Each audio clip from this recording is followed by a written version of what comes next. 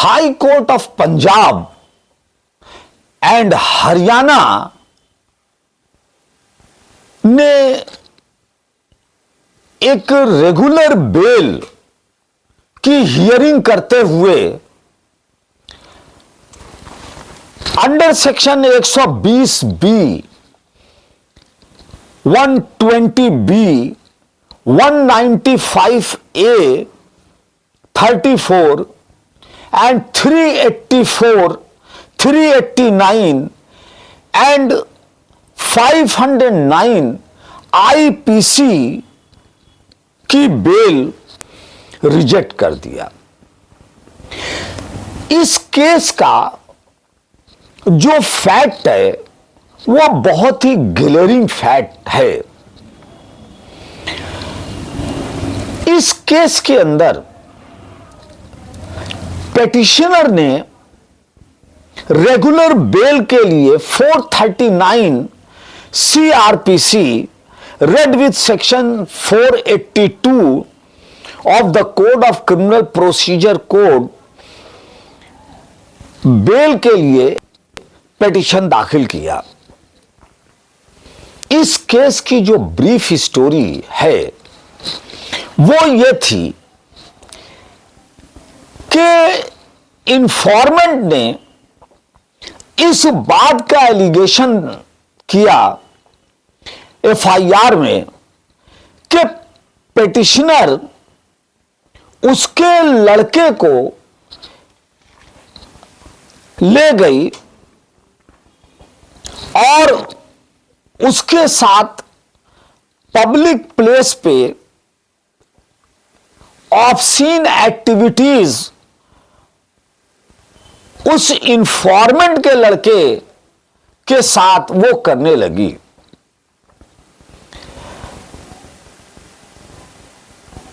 उस एफआईआर के मुताबिक ऐसा एलिगेशन इंफॉर्मेंट ने लगाया कि that petitioner took her son and started indulging in obscene activities to which her son objected by saying that it is a public place। Petitioner को उस लड़के ने इंफॉर्मेंट के मना किया कि यह पब्लिक प्लेस है, मगर पेटिशनर नहीं मानी और वो इंफॉर्मेंट के लड़के को हैरेस करने लगी। यह भी एलिगेशन उस एफआईआर में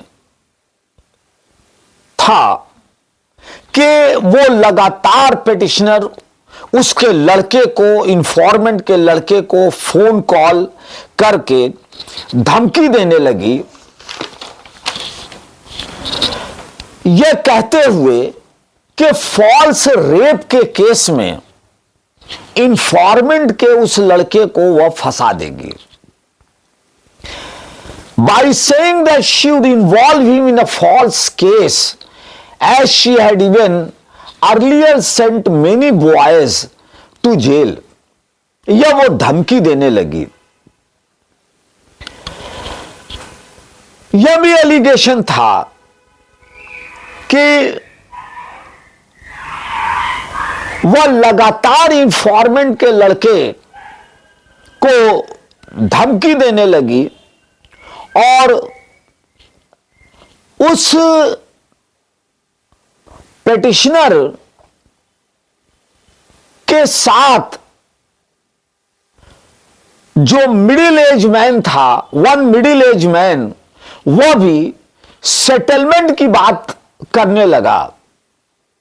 the petitioner, her mother and one middle-aged man also came to the house of the complainant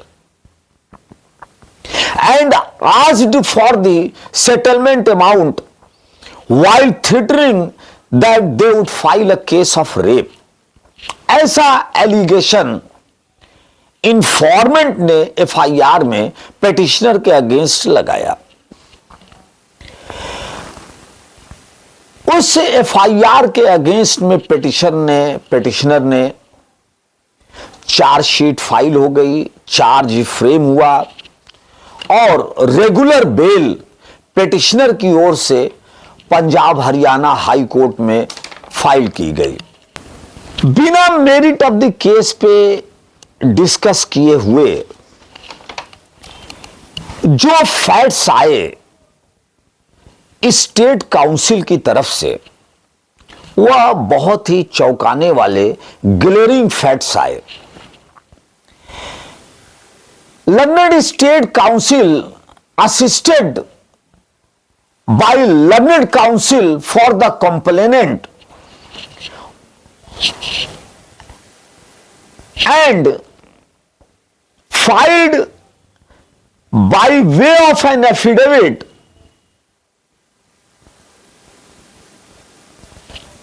the council submits that the petitioner is a habitual of filing complaints against the young boys and their family members.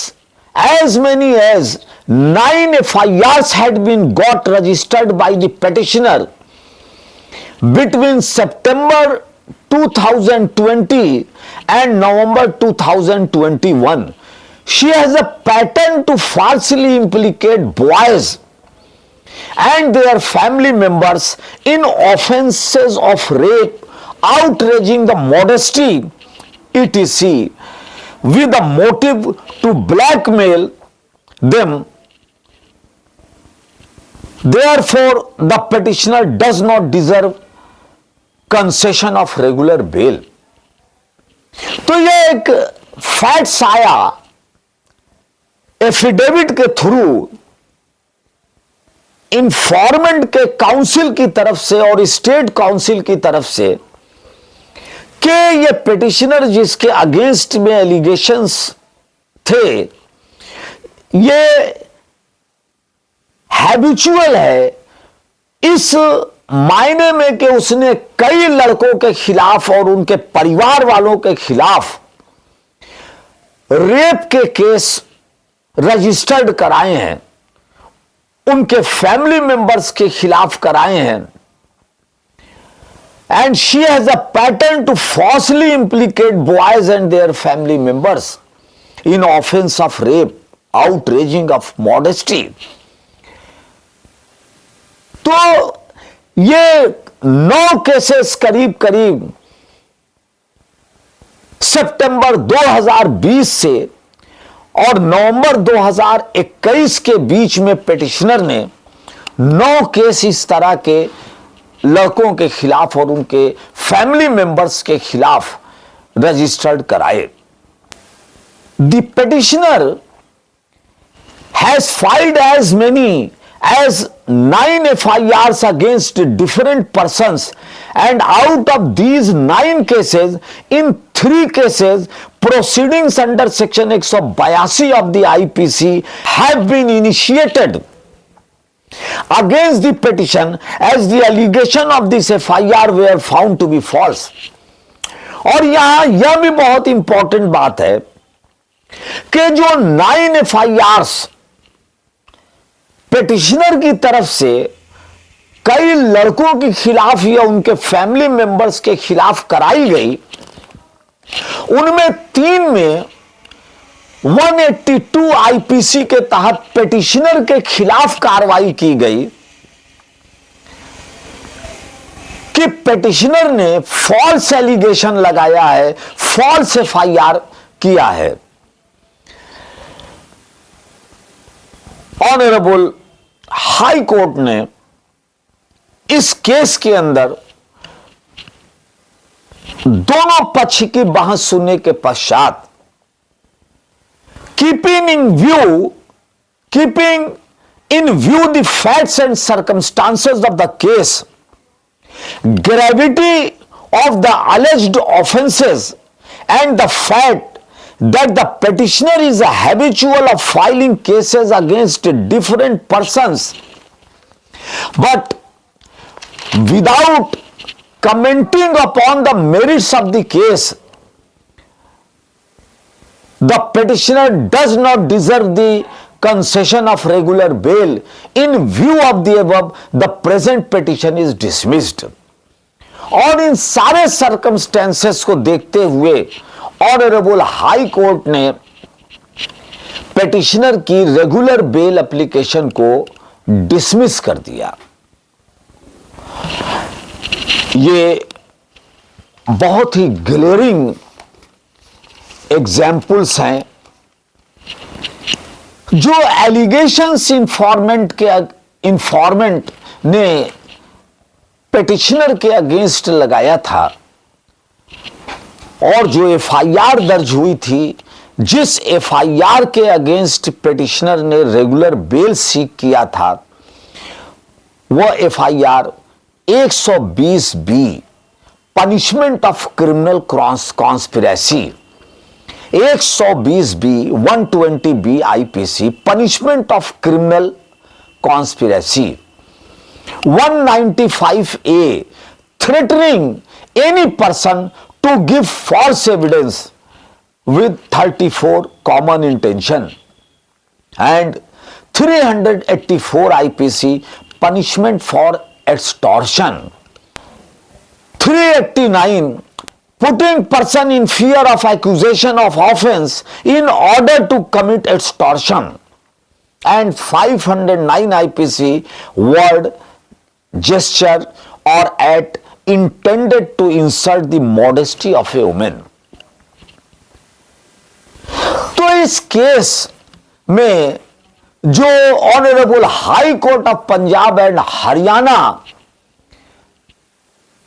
द्वारा इस case में जो petitioner की regular bail application dismiss की गई बिना merit पे case के डिस्कशन किए हुए, तो इससे कई इन्फरेंस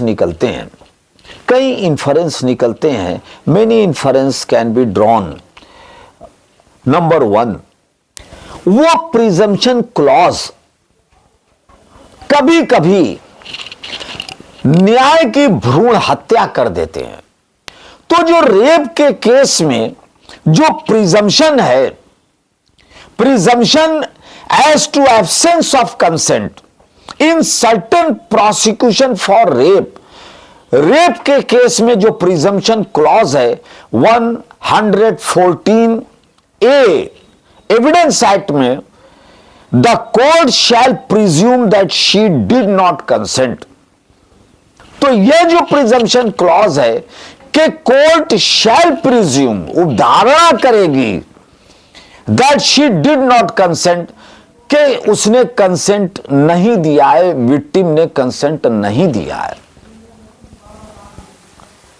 सारी क्यूमुलेटिव सर्कमस्टेंसेस को देखते हुए और जो क्रिमिनल साइड की प्रैक्टिस जो लॉयर्स करते हैं, जो कोर्ट में 376 आईपीसी के ट्रायल में डिफेंस की तरफ से आते हैं, क्रॉस एग्जामिनेशन करते हैं, वो लॉयर्स ग्राउंड लेवल पे, ग्रास रूट लेवल पे वो सारे सर्कमस्टेंसेस से वेल अवेयर रहते हैं, होते हैं। उनको नॉलेज है इस बात की कि